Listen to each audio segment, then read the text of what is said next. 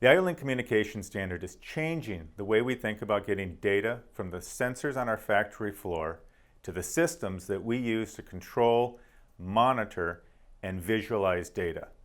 If you're interested, stay tuned. I'm Matt Negaard, a business development manager in our industrial products group here at PCB Piezotronics. Today we're going to show you how to create a simple visual solution using IO-Link enabled sensors, masters, and lights to monitor vibration in rotating assets on your factory floor. First, we're going to take inventory of the parts that we need in order to create the solution. Next, we're going to show you how to configure those parts. And then last, we'll quick do a demo using tools that we have here at PCB and show you how it all works.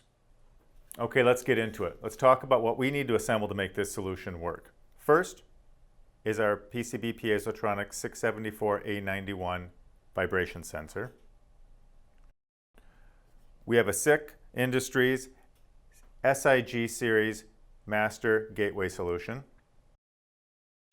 an IO-Link enabled stack light, a couple of M12 cables to connect light and sensor, and 24-volt power. That's it. Okay, I've taken a little time off camera to connect my system together. I've applied power, I've connected my sensor into port 1, my light into port 2. Last thing I've got to do is connect my IO-Link master to my laptop so I can start the configuration of the software. So we've got our computer open, we're connected directly to our master, and the first thing that I do is I type in the default IP address for my IO-Link master. That gives me direct access to the web server that's being put up on my IO-Link master from SICK, and quick access to my configuration tools. The first thing that you have to do when plugging in a sensor is upload an IODD file. That's my library of device data that this master needs to understand what the sensor, or here the stack light, is trying to tell it and how to represent that data. Those can be easily found on a public library at IODD Finder at iolink.com, and you can search easily by manufacturer or part number, download that file, and upload that to your master in a matter of minutes. Next, I want to do a quick check and make sure that my device is connected and reporting data, which it is.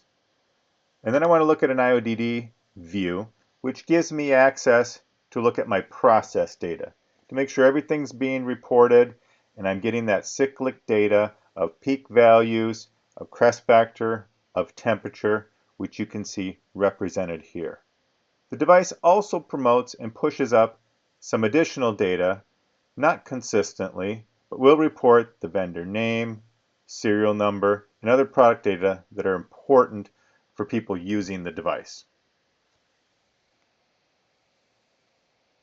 All right, so let's head over to the logic editor portion of the configuration tools from SICK and start building our application.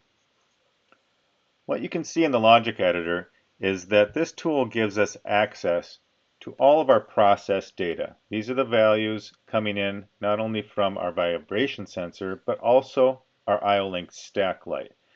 You can see here I've already started and built my application for peak velocity, but I've also pulled a couple of blocks in from the perimeter to show you I can have temperature ready to go to start building with next, or my peak acceleration.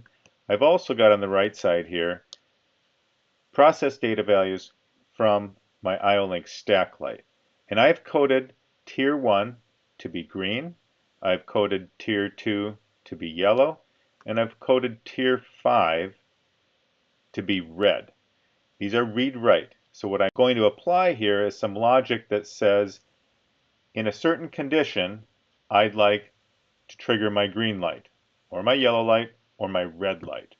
So we're going to start and show you how I've built this application for peak velocity. So we're worried today about some misalignment, some softness, a loose foot, and we're going to try and trigger for that by building first two different constant values. I'll call this my warning and my critical threshold. Those constants can be, value blocks can be easily pulled from the left here.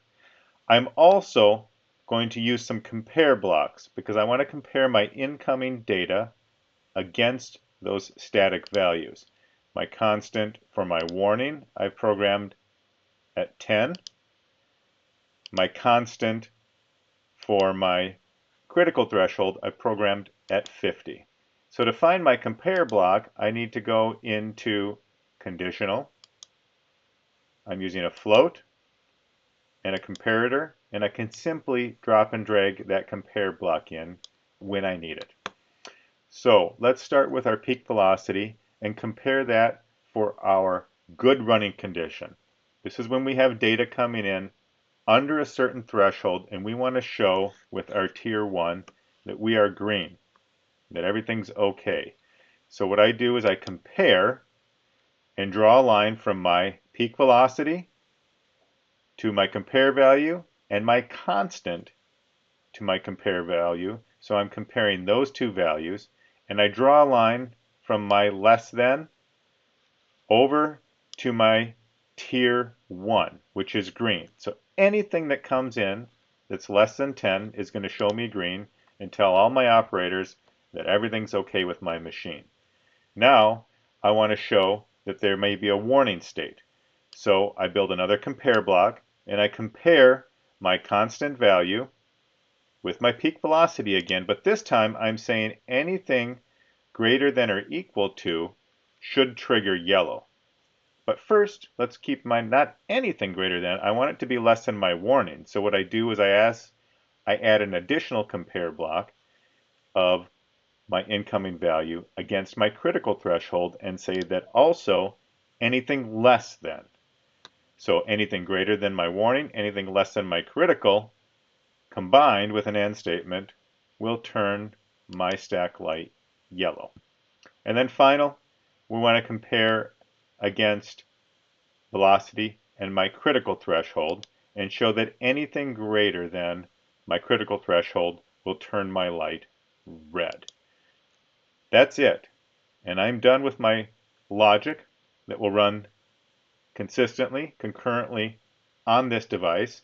All I do is have to apply this logic to my IO-Link master and I'm ready to go. And remember, this works independently outside of a network. And again, to access these tools, I do it through an IP address. So it can easily sit out on a factory floor, triggering your stack light for the data coming in real time, but also could be configured remotely so that you don't have to get down on the factory floor to change some of these threshold values. So that's it.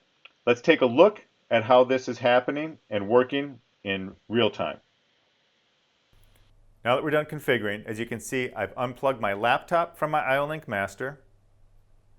I've put my stack light on a pole, and I've connected my sensor to an asset. Today, our asset's going to be a portable vibration calibrator from our industrial products group here at PCB. The portable vibration calibrator simulates a vibration signal coming from an asset. So what we're going to do is we're going to increase the amplitude on our portable vibration calibrator, and what we'll see is the output increase from our peak velocity measurement that we set our thresholds for. So as we increase the amplitude, you'll see that we move from a green to a warning indicator, and if we really crank it up, stimulate something really going wrong with our asset in terms of our alignment, what we'll see is that we get into that critical threshold of a red indicator. Really important for people on the factory floor to see what's going wrong. And that's it for our solution today. If you want to learn anything more about IO-Link or any other products at PCB, please go to www.pcb.com. Thanks.